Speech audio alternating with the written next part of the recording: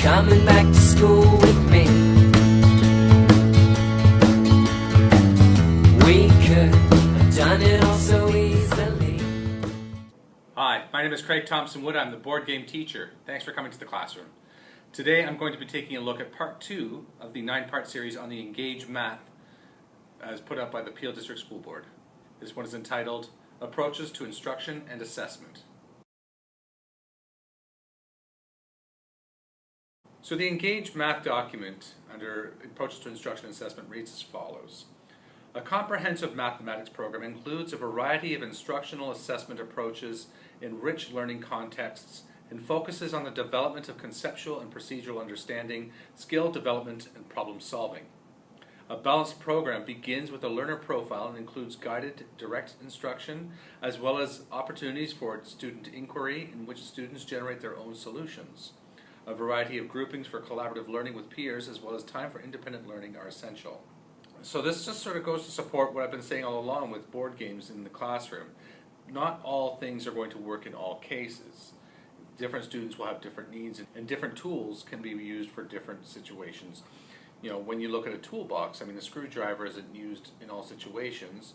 It has its uses, and it's very good at some things. Just like board games aren't going to be used in all cases, but are very good at some of the things that they do, and should be something that we do consider when looking at our math for instruction and for assessment. Within the thing, they're talking about skill development. They're talking about problem solving, procedural understanding.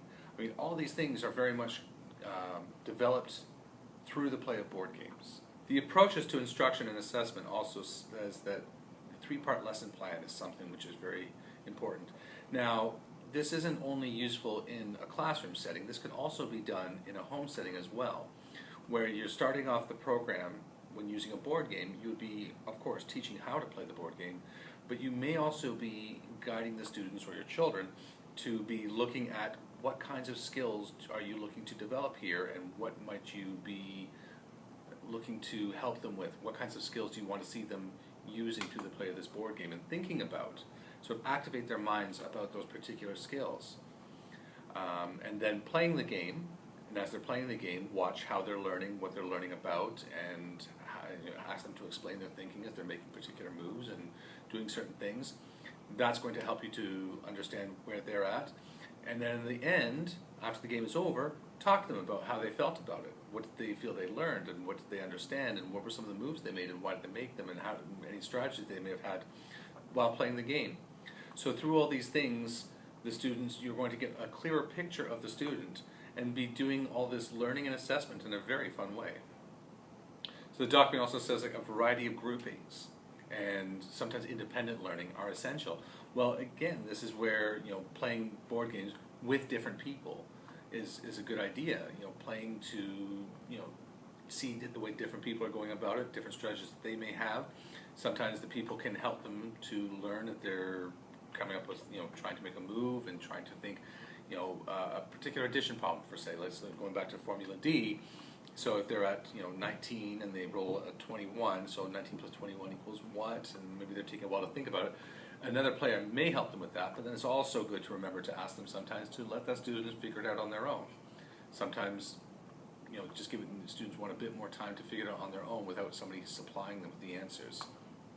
And the Ontario Curriculum Guides of grades 9 and 10 says the following. Students in a mathematics class typically demonstrate diversity in the ways they learn best. It is important, therefore, that students have opportunities to learn in a variety of ways. Again, board games is something that I'm starting to see more in the media nowadays, being in the classroom.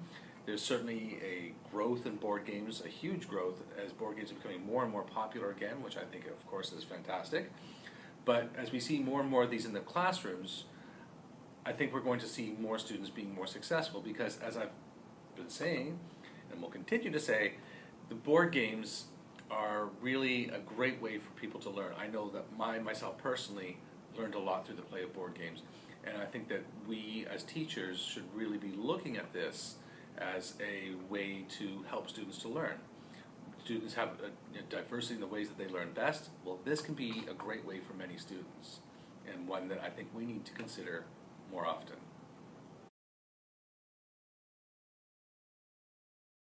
Well, that's going to wrap it up for today's episode. If you have any questions about board games in the classroom or how you may use them for instruction and assessment, please leave me a message in the comment section below.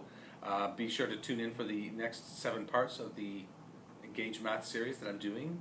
And if you have any other suggestions for things you might like to see on the show, leave me a message in the comment section below. Until next time, I'm Craig Thompson with the Board Game Teacher saying thanks for coming to the classroom.